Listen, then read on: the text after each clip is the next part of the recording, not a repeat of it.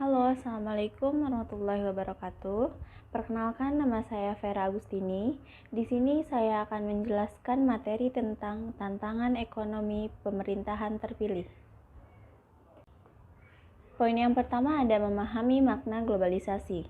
Krisis berkepanjangan di Indonesia yang bermula dari krisis moneter tahun 1997 seringkali dinyatakan sebagai akibat dari berlangsungnya globalisasi. Presiden Soeharto sendiri ketika itu beberapa kali menyatakan bahwa demikianlah yang terjadi, bahwa Indonesia menjadi korban dari deru globalisasi yang melanda seluruh dunia. Adapun dua pilar utama yang menopang sistem kapitalisme, yaitu pasar uang atau sistem perbankan dan pasar modal. Kedua pilar atau sektor finansial yang memungkinkan terjadinya proses akumulasi modal yang sangat besar. Hal ini disebabkan oleh yang pertama komunikasi dan transportasi yang semakin canggih, yang kedua lalu lintas devisa yang semakin bebas, dan yang ketiga ekonomi negara yang semakin terbuka.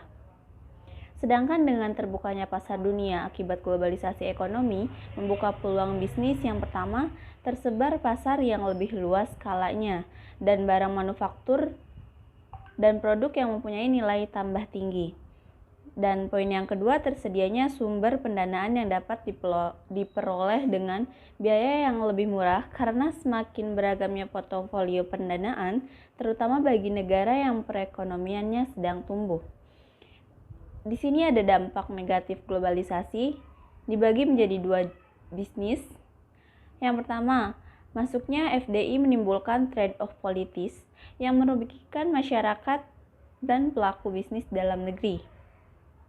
Selanjutnya, relokasi industri, karena foodless industri membawa pula teknologi kadaluarsa ke negara sedang berkembang. Poin selanjutnya, terjadi transfer princing untuk memarkir dana ataupun keuntungan di negara yang menganut tax shelter. Masuknya FDI dengan teknologi canggih yang tidak diimbangi dengan ketersediaan sumber daya manusia yang mengoperasikannya sehingga menyebabkan tingginya tingkat ketergantungan pada negara investor. Poin yang kedua ada pertumbuhan kesempatan kerja. Sebagai negara yang memiliki kekayaan sumber daya yang sangat melimpah, baik itu sumber daya alam maupun sumber daya manusia, sudah sepatutnya pemerintah yang memenangkan pemilu menitik beratkan program kerjanya pada aspek pembangunan nasional atau pembangunan manusia. Ada 5 isu penting terkait kesempatan kerja atau pasar tenaga kerja di tanah air yang perlu mendapatkan perhatian serius, antara lain, yang pertama, besarnya elastisitas kesempatan kerja dari pertumbuhan ekonomi yang selama ini relatif kecil, walaupun pada beberapa tahun kebelakang cenderung membaik. Poin yang kedua, penyebaran kesempatan kerja menurut sektor ekonomi.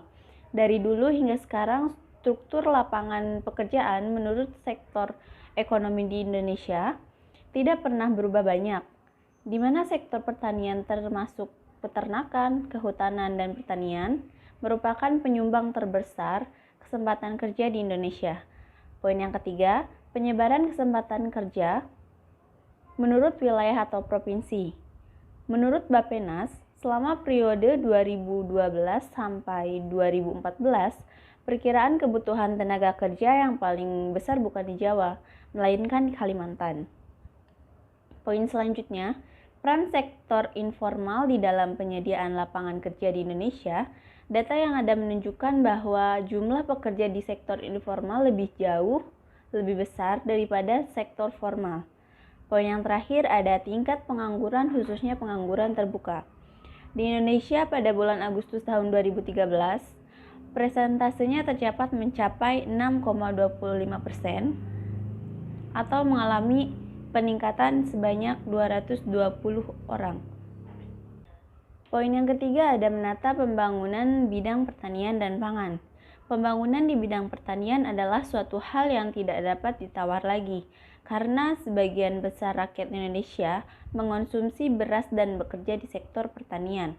Kebijakan pembangunan di sektor pertanian ini sebenarnya sudah dimulai plan mengatur ekonomi yang diketuai oleh Wakil Presiden Muhammad Hatta Sektor pertanian merupakan salah satu sektor yang menjadi pusat perhatian dalam pembangunan nasional, khususnya yang berhubungan dengan pengelolaan dan pemanfaatan hasil-hasil strategis, terutama yang menyangkut komoditas pangan.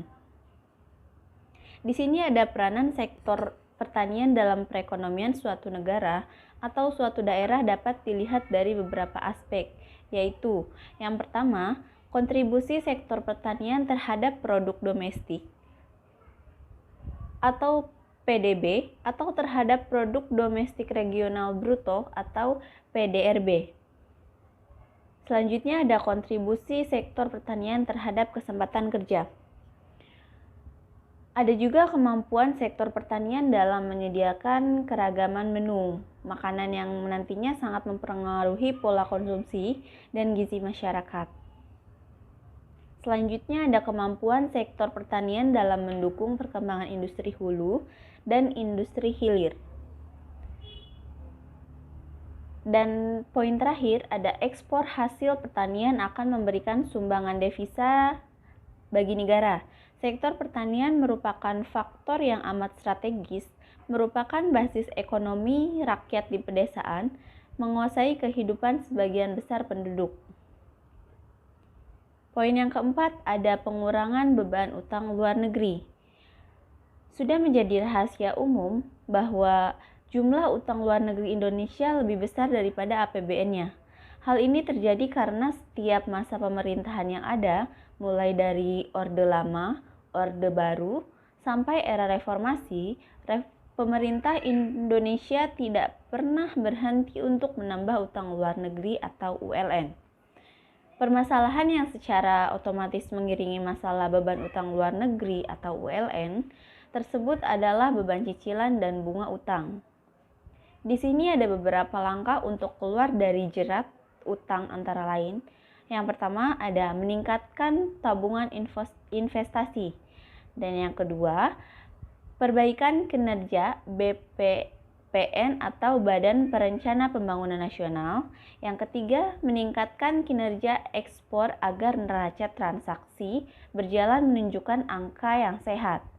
Yang keempat, penjadwalan kembali atau rescheduling utang, meminta pengurangan utang dengan syarat khusus. Yang kelima, pembatasan pembayaran utang dan cicilan dalam jumlah tertentu.